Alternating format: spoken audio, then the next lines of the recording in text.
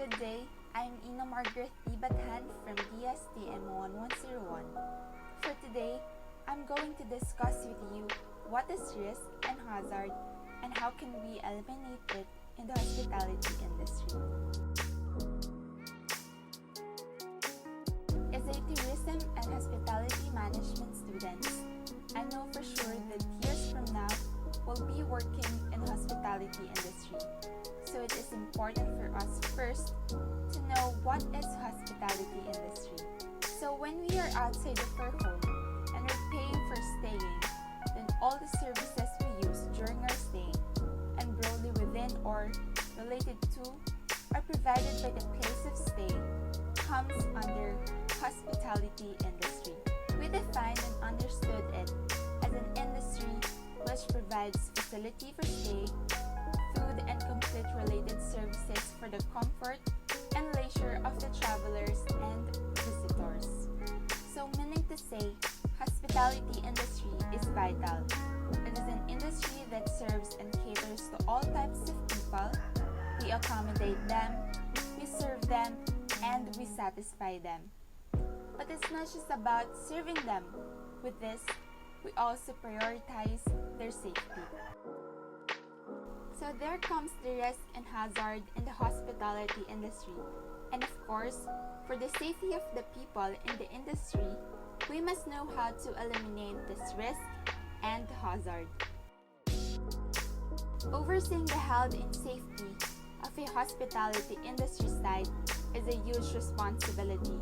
Your premises likely contains many people that carry out risky activities, and it's part of our job to ensure that they work safely. So what is hazard and what is risk? How do they differ? The words hazard and risk are used often to describe dangers in the workplace. Most of the time, they are used interchangeably, and while you might have thought they mean the same thing, they actually have very different meanings. So now, I will explain the distinction between them so you can safely manage all the hazards and risks in your workplace. A hazard is any source of potential damage, harm, or adverse health effects on something or someone. So basically, a hazard is the potential for harm or an adverse effect. For example, to people as health effects, to organizations as property or equipment losses, or to the environment. Still having a trouble thinking about what is a hazard? So let's take a deeper look at some of the broader hazard categories that are used when asking what is a hazard. This would help us understand how widespread they can be across any organization. So the first one, we have the physical or the environmental hazards. Physical hazards cover a whole range of elements within the workplace environment.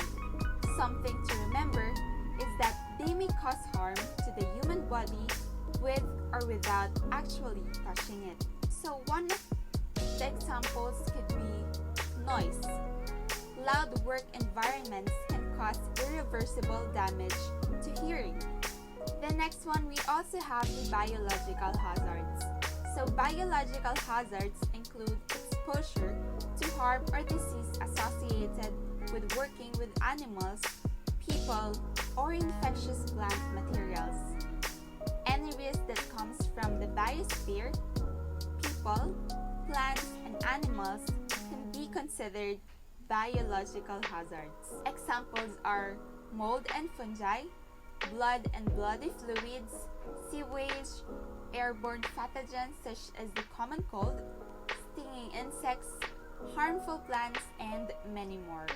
The third one, we also have the chemical hazard.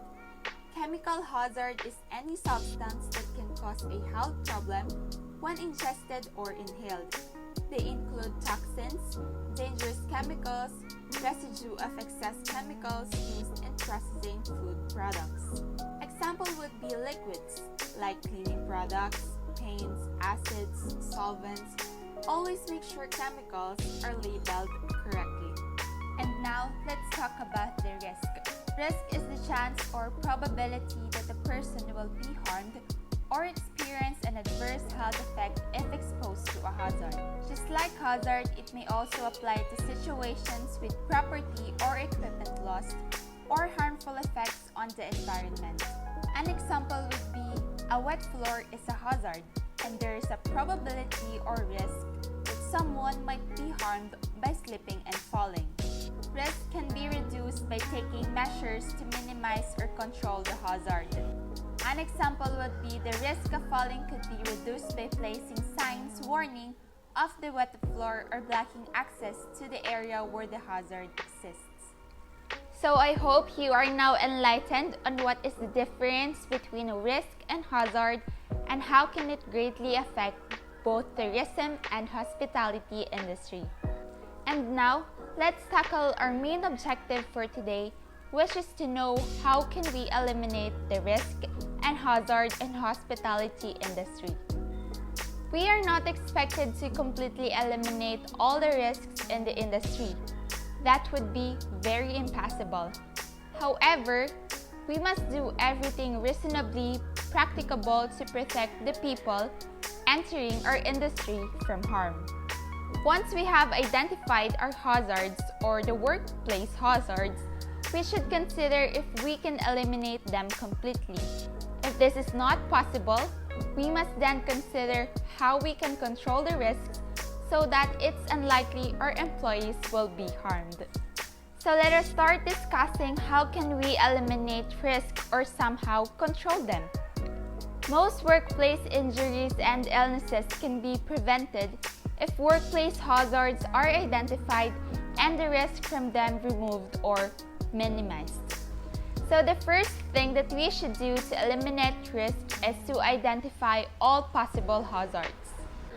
Accurately identifying the potential hazards in the workplace, think about any hazards or things that may cause harm. In other words, what is it about the activities, the processes, or substances used that could injure your employees or harm their health? Next in line is evaluate the risk arising from these hazards in terms of likelihood and severity, and decide on the relevant control measures to be taken. Having identified the hazards, you then have to decide how likely it is that harm will occur, the level of risk, and what to do about it. We all know that risk is a part of everyday life and we are not expected to eliminate all risks. What we must do is make sure we know about their main risks and the things we need to do to manage them responsibly. Generally, we need to do everything reasonably practicable to protect people from harm. And the third one is to put identified control measures in place. We should identify long-term solutions for the risks with the biggest consequences, as well as those risks most likely to cause accidents or ill health. And the last one, monitor and regularly review assessments and action.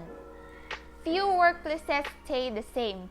Sooner or later, we will bring in new equipment, substances, and other procedures that could lead to new hazards. So it makes sense to review what you are doing on an ongoing basis. Look at your risk assessment again and ask yourself, have there been any significant changes? Are there improvements you still need to make? Or have your workers spotted a problem? Or even, have you learned anything from accidents or near misses? Make sure your risk assessment stays up to date. And the next one, let us now talk about how can we eliminate hazards. So we have here the hierarchy of hazard control. The hierarchy of hazard control has 5 levels, with those at the top of the list being the most effective. So number 1 is to eliminate the hazard. The next one is to substitute a less hazardous material or process. The third one, we have engineering controls.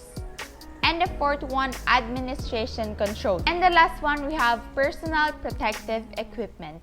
So the first one is to eliminate the hazard, or we physically remove the hazard. So it is a process of removing the hazard from the workplace. It is the most effective way to control a risk because the hazard is no longer present. It is the preferred way to control a hazard and should be used whenever possible. Completely get rid of chemicals, materials, processes, and equipment that are unnecessary to your specific experiment. The next one is to have substitute a less hazardous material or process replace the hazard.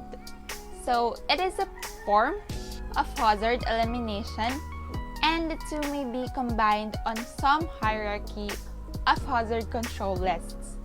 So substitution involves replacing something that is hazardous with something that is not hazardous. The third one, we have engineering controls.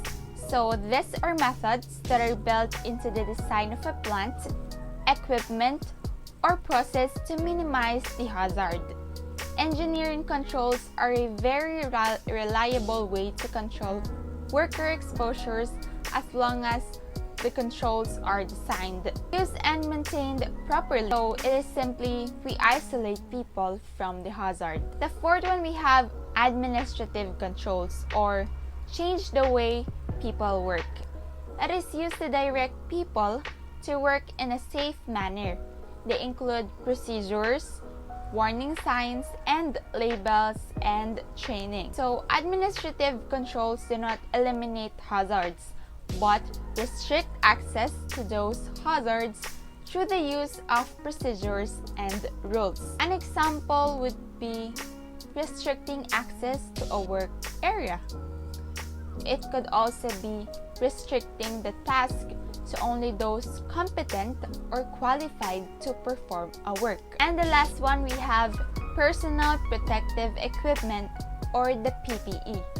So this is simply protecting the worker with personal protective equipment. I know for sure that we are all familiar of this thing because of the pandemic that we are experiencing today. So it includes items such as respirators, protective clothing such as gloves, face shields, eye protection, and footwear that serve to provide a barrier between the wearer and the chemical or material. That is the end of the discussion about how we can eliminate risk and hazard in hospitality industry.